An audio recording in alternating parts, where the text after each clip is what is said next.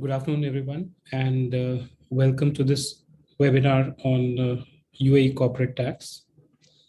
Now, when we had initially planned this webinar, the public consultation document, which basically contains the detail around the UAE Corporate Tax, was not something which was released.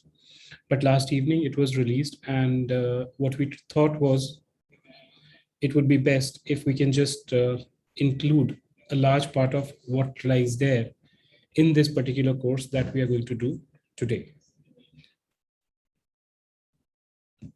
So the structure of the presentation today would be that we will be going through the various provisions of the UAE corporate tax law.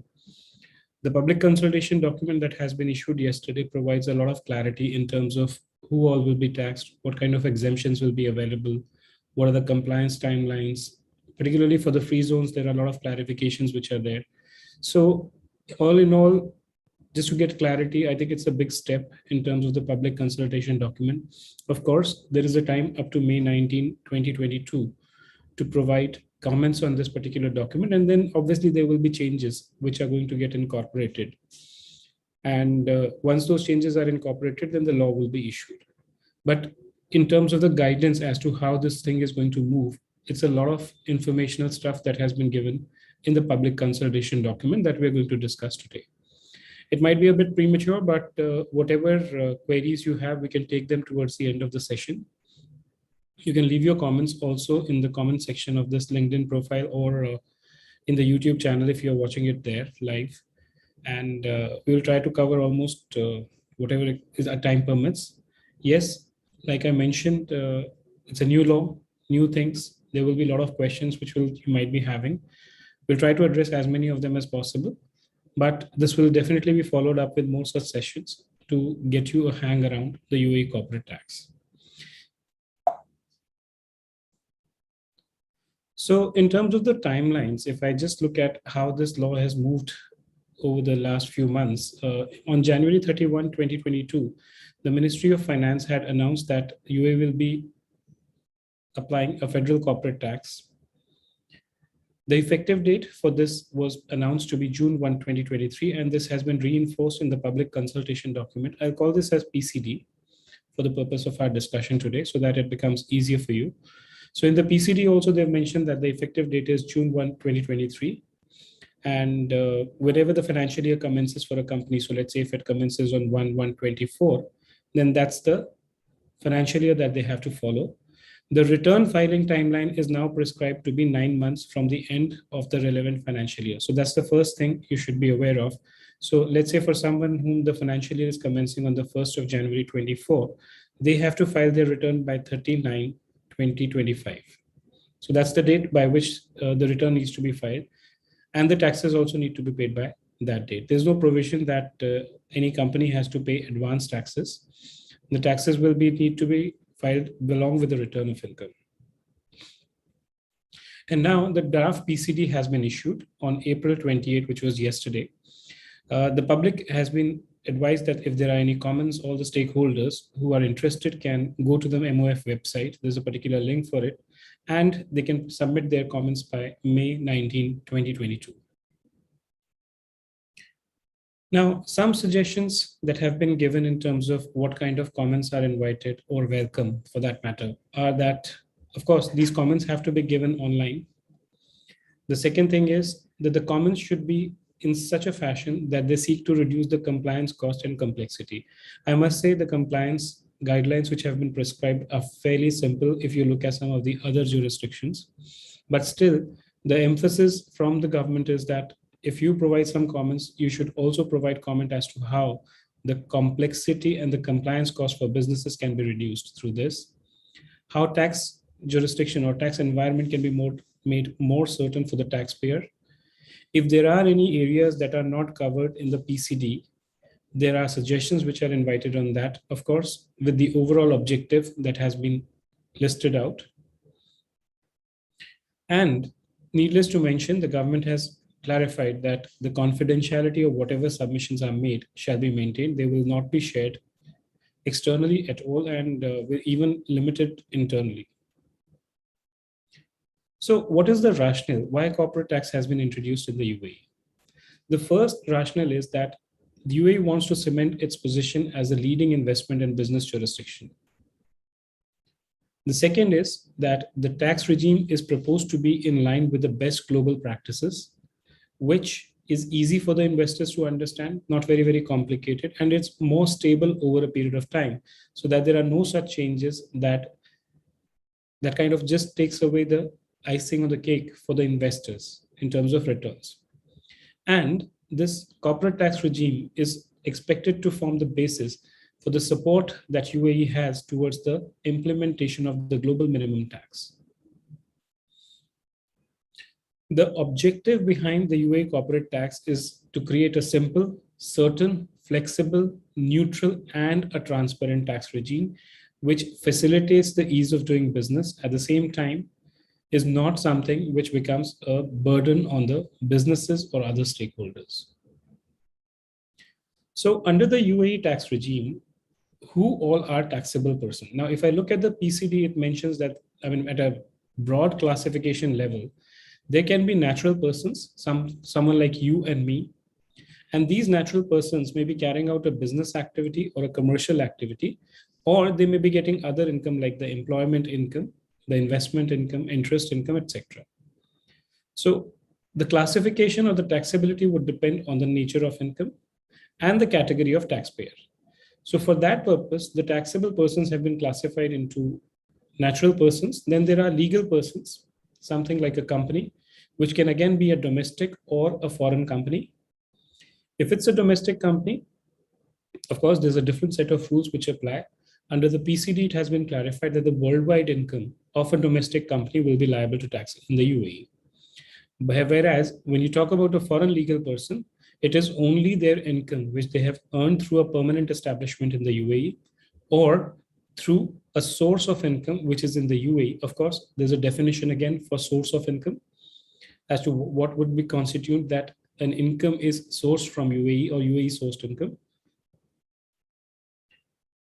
And second is the PE income. The third is there are certain exempt persons. Of course, the details we've mentioned in a separate slide. So all in all, if you look at it broadly, there are three categories of people. One are the natural person, the second are the legal person, and the third are the exempt person. Of course, there are government entities, there are investment funds, there are charitable entities.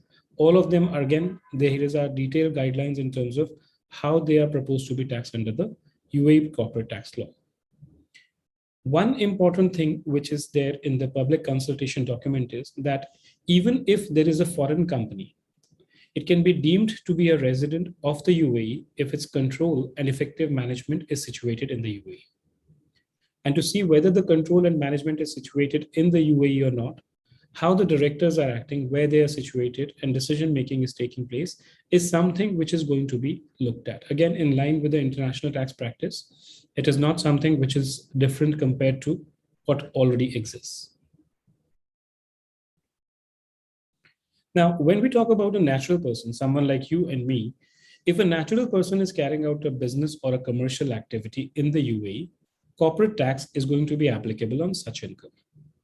Now, this a natural person can do either directly, that is, let's say if there's an individual, he can do certain businesses, or he can form an unincorporated partnership.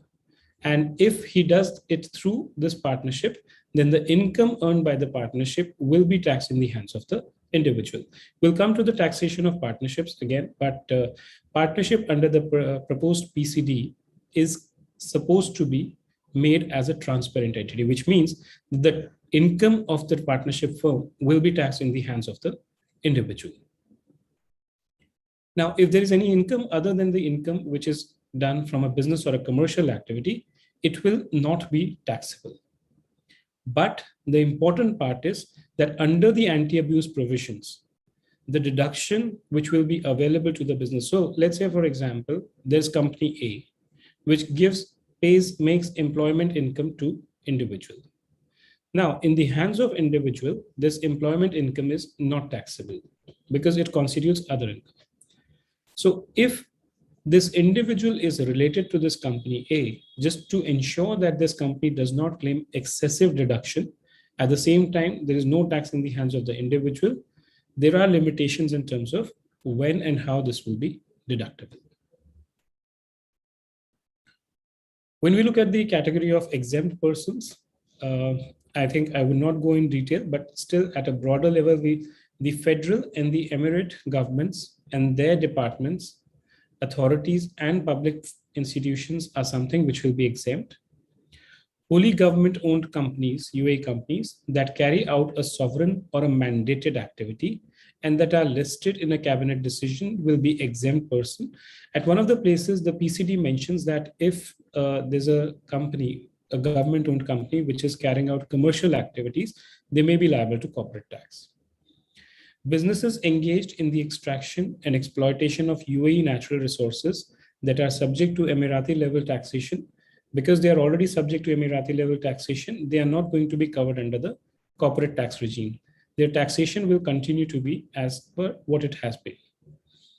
Charities and other public benefit organizations that are listed in a cabinet decision, public and regulated private social security and retirement pension funds, and investment funds, provided they meet certain conditions.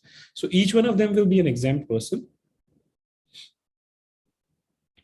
Now, when we look at the government and government-owned entities, if they are carrying out the sovereign activity, which are mandated by the government and which are in the nature of non-commercial activity, there's no corporate tax that is going to apply.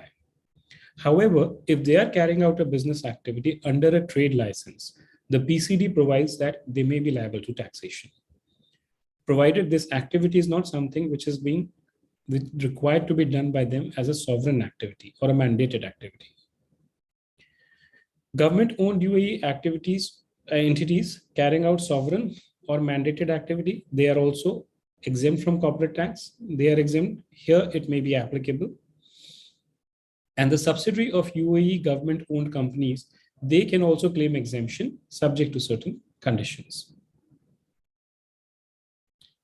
Now, insofar as the natural resources are concerned, and this is again in respect of the extraction of natural resources. So whenever there's an extraction of natural resources, there's a company, there's a supplier, or let's say a supporter of this company engaged in extraction, they pay certain royalties to the government.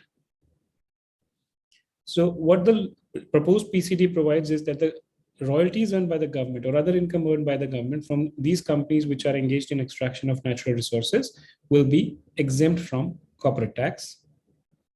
The share of the company, because these are subject to Emirati level taxation already, so they will also be exempt from corporate tax. They will continue to be taxed under the Emirati level taxation.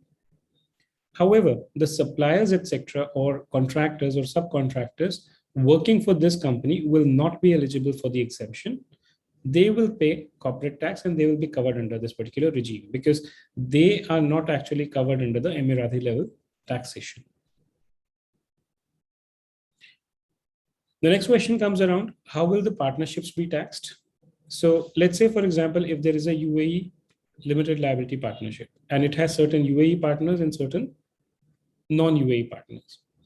Under the proposed law, it is provided that these will be considered as fiscally transparent entity. A fiscally transparent entity in terms of international taxation basically means that the profits earned by this LLP will not be taxed in its own hand, but they will be taxed in the hands of the partners, which can be a UAE partner or a non-UAE partner. So the income of the LLP will actually be taxed in the hands of either the UAE partners or the non-UAE partners, depending on their tax status. So if, let's say, these UAE partners are individuals, even they will be taxable on the business income of the UAE LLP. Here comes the, I would not say the most complicated part, but here comes the most of the complex, I would say, the structures which are possible or the variety which is possible is in respect of the free zone entities. Now, the free zone entities can claim a 0% tax rate, but when provided they have the necessary substance in the UAE, that's the first condition. And they also meet all the requirements of the relevant free zone. Second is, it is not that the 0% rate is a blanket rate applicable on them. it is only in respect of certain specified transactions that this 0% tax rate will apply. So let's say, for example, I think I'll take an example towards the next towards the next slide as we go there. Third is passive income. So if this free zone entity earns any income from a mainland company, then the income earned by them will be exempt from tax, provided it's a passive income. Passive income basically refers to interest, royalty, interest, dividend, etc. However, if they do business with a mainland entity, then this income will be taxable. In fact, there's one more condition which is specified, that if besides certain specified passive income and certain transactions, if they get other type of income from the mainland entities, then they may lose the exemptions in respect of all their income. Now, more clarification might be coming in for this particular aspect, because this literally means that when you're doing a transaction with a mainland entity, there are chances that all your income might just be taxable. And needless to say that the free zone entities also have an option, that they can irrevocable option, which is that they can elect to be charged to corporate tax completely. That's a choice given to them. So here's an example we've taken for a free zone entity. Let's say if there's a free zone entity which provides services to the mainland company, then the income from such services will be liable to tax. However, if there's passive income which flows from the mainland company to the free zone entity, then this is not going to be chargeable to tax. If the free zone entity provides services to an overseas entity, the income from such activity will be again exempt from tax, because this is covered under the specified transaction.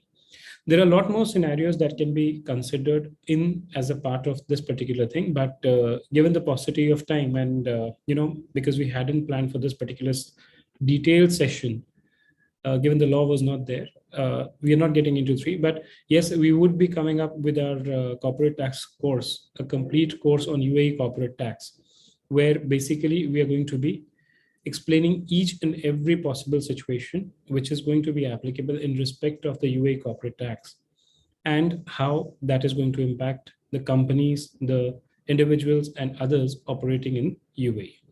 The link for that, if you want to pre-register, is something which will be available in the comment section and otherwise also. So that is something you can look out for at a later stage.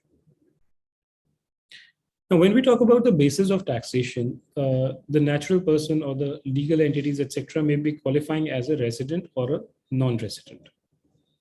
So insofar as a resident is concerned, if the resident is a legal person or a foreign company which is deemed as a resident of UAE, they will be taxed on their worldwide income. There are certain exceptions which are available. Then, however, if the income that they get from other countries, because here the taxation is for worldwide income, if they earn certain income from foreign countries, whether it's a legal person like a UAE company or a foreign company deemed to be a resident of UAE, then they will be able to claim a credit for the taxes they might have paid in the overseas countries. An individual, we've already discussed in detail. But if the person is a non-resident, they are only taxable in respect of the PE, which they may have in the UAE, and the UAE sourced income. Now, when we talk about PE, the question that comes up is, how do you determine the PE? And again, in the public consultation document, there's a detail which has been given as to how the PE is going to be looked at.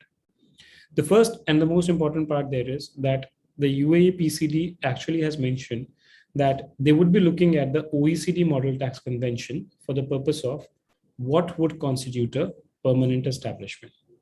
Because the most of the UAE treaties are based on this particular Model Tax Convention. But having said it, there are three types of PEs which are envisaged here.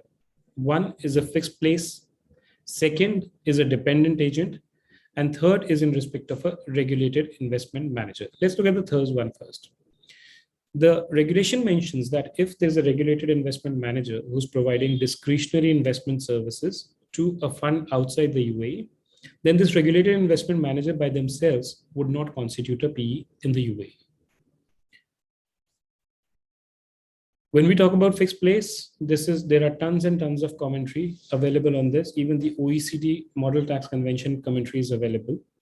And if you're watching this on YouTube, you can subscribe to that particular channel, and you will find a lot of videos explaining the concept of permanent establishment on our YouTube channel. And a lot of them actually use the OECD Model Tax Convention for the purpose of explanation. But within the treaty, even when we talk about the fixed place test, the preparatory activities, if they are conducted by a company, they will not constitute a PE. If a PE is constituted, then the profits of the PE, to the extent they are attributable to UAE, are taxed with the UAE. So concept of PE, if I just take a minute, is let's say if there's a foreign company and it has a branch in UAE. The profits, a branch is generally considered as a fixed place PE under international tax laws. The profits of the branch will be subject to tax in UAE. Of course, if it is eligible for some exemption, etc., that's a different matter. But as a rule, this branch will be treated as a PE in the UAE. A dependent agent is a person who's dependent on the non-resident completely. Now, of course, there are, again, tons of commentary, tons of issues around this particular concept as well. But generally, at a safer level, as a beginning, what you can see is that if there is a UAE person who's actually acting on behalf of a foreign company, or if there's a business traveler who's acting on behalf of the foreign company, more so in terms of concluding contract. Why I'm mentioning concluding contract? Because this is again something which is given in the public consultation document. They will be considered as a permanent establishment in the UAE. Detailed guidance on this is available in the PCD as well as the OECD model commentary. And like I mentioned, even on the YouTube channel, we have a lot of videos dealing with the concept of each and every type of PE, which you can refer to if you want to understand these concepts a little better. The corporate tax rate, to ensure that the small businesses, someone who's not as big a multinational, also are able to survive and are not burdened with the extra compliance cost, as well as tax finance cost in terms of the taxation. There is 0% tax on income up to AED 375,000. This would typically be around $100,000. There's a 9% tax rate on income above $375,000. So let's say if your total income is 500,000, you subtract 375 out of it, you're left with 125,000. On this, you apply 9%, and that is the tax that you have to pay. However, the Pillar 2 companies may have a different tax rate other than 9%. And this is the good news, that if you're a foreign company or if you're a domestic company also, whenever someone makes a payment to you, there is no withholding tax. There's a 0% withholding tax that is going to get applied. And therefore, effectively, there are, you just don't need to worry around the taxation if you're a foreign company. Of course, in your home country, how the taxation would trigger is something you need to see. Now, what would be a UAE sourced income? So we said that for a foreign company, what is taxable is the income earned through a PE in the UAE as well as UAE sourced income. What is UAE sourced income? Income which is earned from a UAE resident person will be covered as UAE sourced income. If the payment is attributable to the PE of a UAE PE of a foreign company, that is covered as UAE sourced income. Now, this term again has a lot of interpretations, etc. You need to see it according to your business model as to whether the income you're getting is attributable to the PE of UAE or not. Or income derived from activities or contracts performed in the UAE. So let's say, for example, if someone from India goes to UAE and does some services there, then basically that will be UAE sourced income. Assets located in the UAE. So if you're owning a building in UAE and you're getting rental income, if you're a corporate, in case of individual, if it's not a business activity, it's not taxable. But if you're a corporate into leasing out of buildings, which are situated in the UAE, that's also going to be a UAE sourced income. or rights used for economic purposes in the UAE. Now, how will taxable income be calculated? So when calculating taxable income, you have your profit and loss account and you have your net profit here. So you have revenue, you have expenses, and then there's a net profit, which is sitting here. So the taxable income will be the accounting net profit reported in the financial statement of the business. And how these financial statements have to be prepared? Generally, it should be IFRS, but consideration, the PCD mentioned that due consideration will be given to other standards as well. The tax period will be the financial period that a business opts for. So if you're opting for 1 June to 31st of May as your financial year, then that is what your tax period is going to be.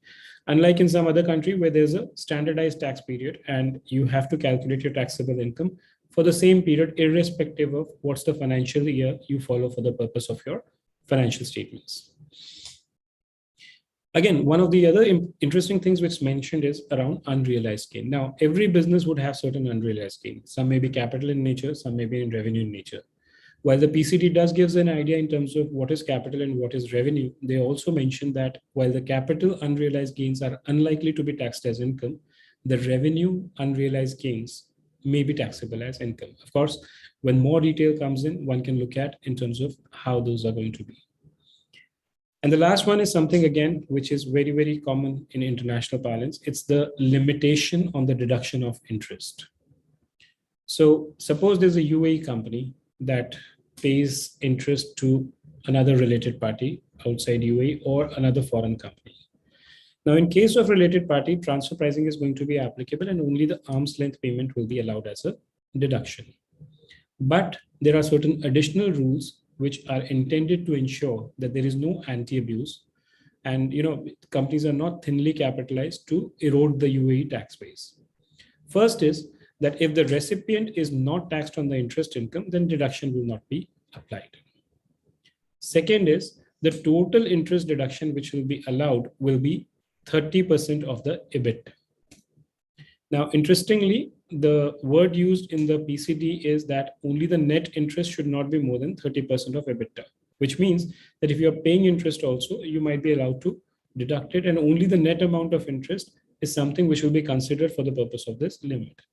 More explanation, etc., is something which might come on this soon, but for now, this is how it is. That's the interpretation that at least we are placing here.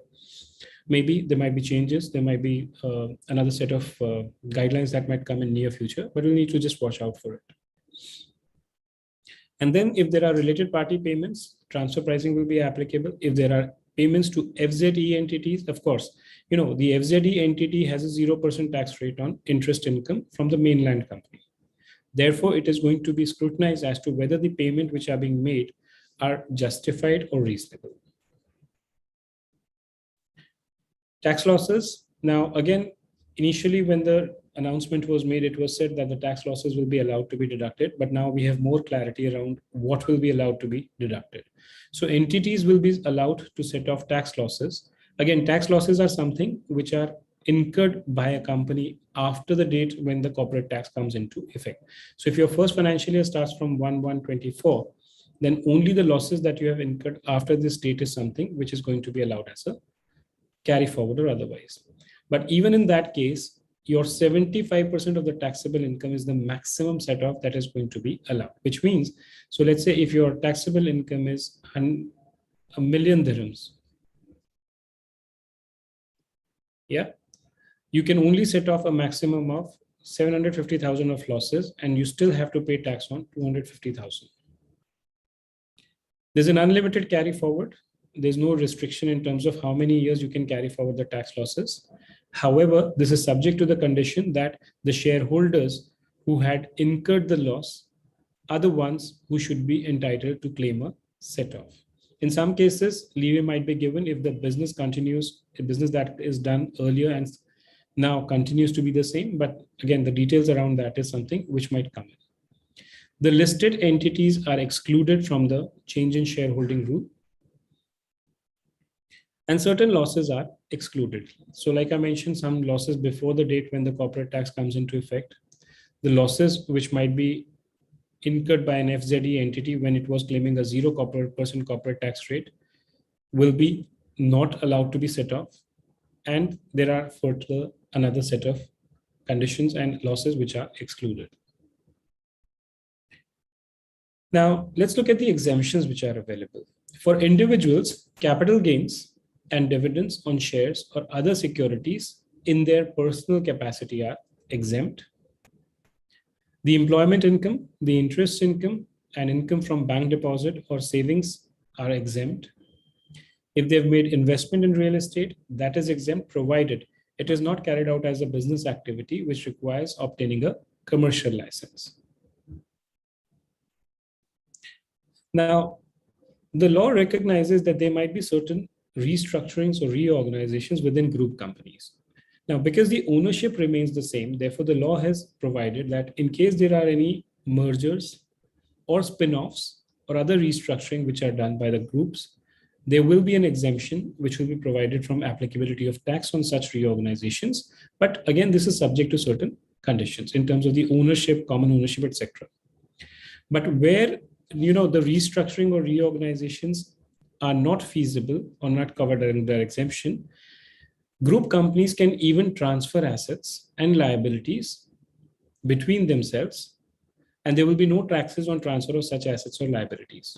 The condition is that the companies which are the subject matter of transfer, that is the transferor and the transferee, they should be commonly owned to the extent of at least 75%.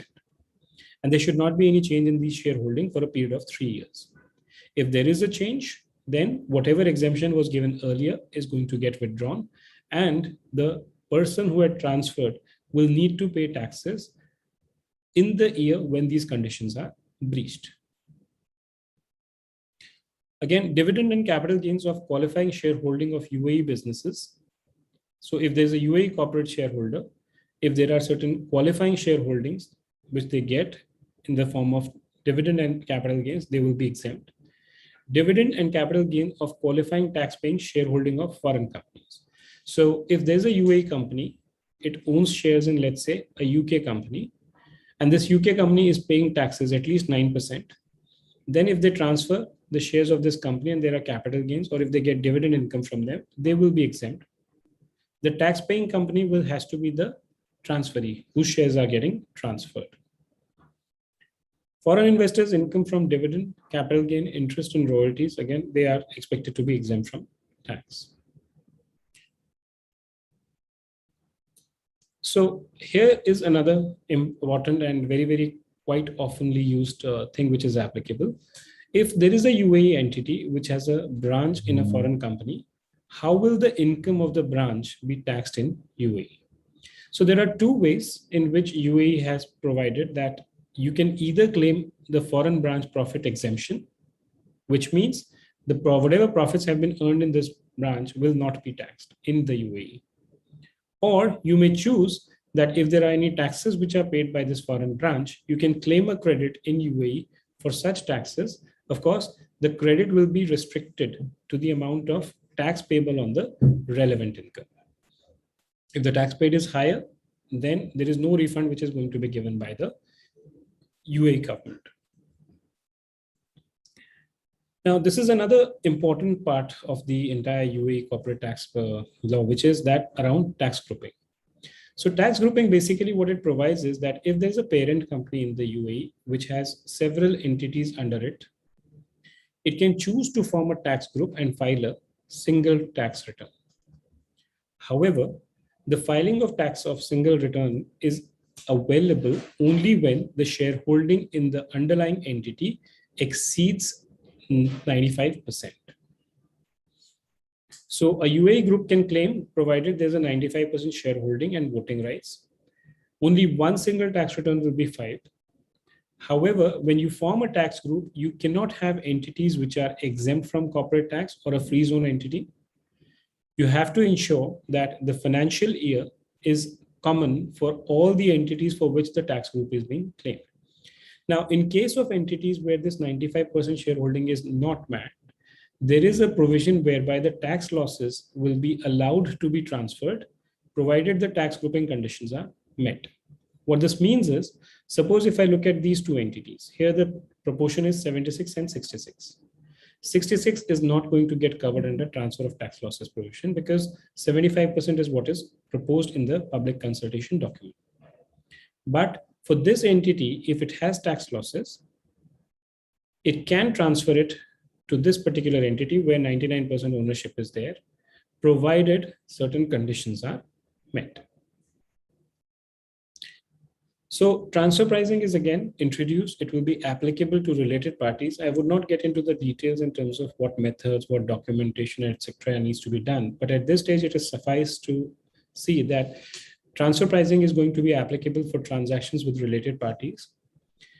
Payments to connected person. Now, one is the concept of related party, which is what we see in international tax law. And there are various situations which are given here as to when two people will be considered as a related party.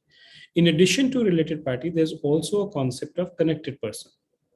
So for example, like I mentioned in one of the examples earlier, suppose there's a UAE company and there's an individual shareholder, and this shareholder draws employment from the company.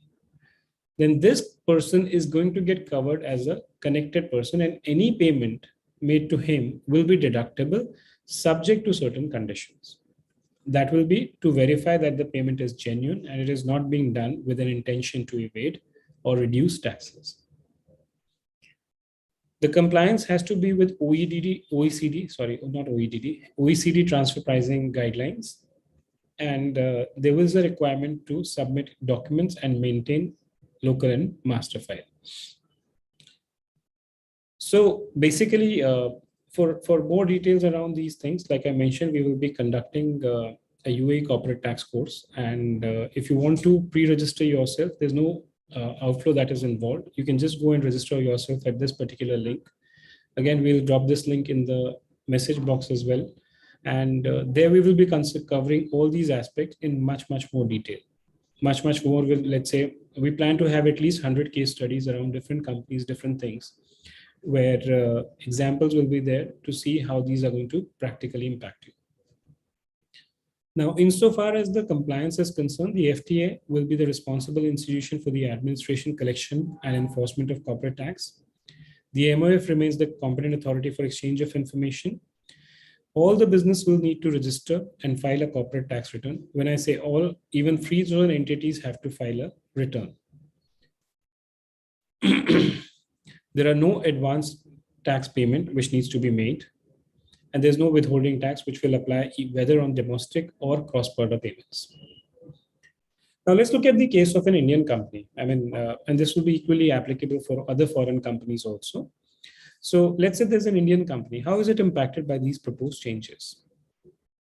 So we have an Indian company which is doing business or having a UAE subsidiary. The first thing is, until now, when this UAE company was earning profit, there was no corporate tax. But now there will be a corporate tax on the UAE subsidiary, which means there's a cash outflow which is involved. So anyone who has been doing transaction here, and with the introduction of transfer pricing as well, any payments that are made, purchase, let's say if this UAE company was purchasing goods from the Indian company and then selling to independent customers, the purchase transaction will be subject to transfer pricing. And therefore, the price at which the purchase is done, if it is inflated or deflated, will get benchmarked and the tax will be calculated accordingly in the UAE. There are no withholding tax on repatriation. So if your UAE entity had profit, you can always repatriate that money back to India. But of course, in India, there's a tax on such dividend, or let's say if there's a share transfer. Similarly, there might be tax in other jurisdictions. Let's say, for example, unless it's a BVI or something where, if a BVI company wants to sell the shares of a UAE company, they also don't have to have any capital gains tax. Transfer pricing will be applicable for related party transactions. The corporate restructuring is exempt from tax. What is the procedure for tax compliance? The company needs to obtain a tax registration number within the prescribed time. In case of liquidation of the company, one has to apply for deregistration the tax registration number. The return is a one-time filing requirement and it has to be filed within 9 months from the closing of the financial year.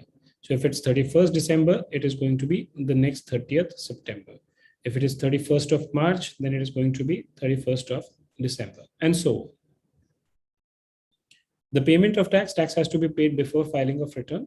That's what has been clarified in the public consultation document. The assessment, the tax department has an option, that choice to review the return filed within a time frame. Now, what time frame, how and all, that might be there at a later stage. It's not there currently in this thing. Now, this is important that if the free zone entities want to claim a 0% tax benefit, they have to have a mandatory audit done for themselves. So how should one plan ahead from here? One should analyze the applicable provision, see how they are going to impact you from the tax side. If there's a need for restructuring your business operations, you've got multiple entities where some of them are not required. That's what you can do. You can assess the impact on other jurisdictions, let's say India, and develop an implementation roadmap. And what we can do is, let's say if you're an Indian company, we can assess your investments in the UAE and the operations of the companies in the UAE to see how you might be impacted on the tax side. See what are the tax implications in your business based on the draft public consultation document. Like I mentioned in the beginning, you can pre-register for a UAE corporate tax course. And if you want in-house training for your tax department or others, or the finance department, that's also something where we can help you. Here's the link to register for the UAE corporate tax course. If any one of you is interested, you can register it. Right, like I mentioned, we'll be starting this from 9th of May, where detailed tax provisions, examples, case studies, etc. So at the beginning, we expect this to be somewhere around 20 hours. This is obviously going to increase with the passage of time. There would be at least 100 plus case studies and practical issues on the UAE corporate tax side. If you have queries on the content, because this is going to be a recorded content, and we will be happy to clarify any of your queries online. The validity for this will be 1 year, and you can watch it 3 number of times. You can follow us on our LinkedIn group in the description section. We'll be conducting more such sessions in future. And you can also email it to us. Happy to take any queries that might be there from your side.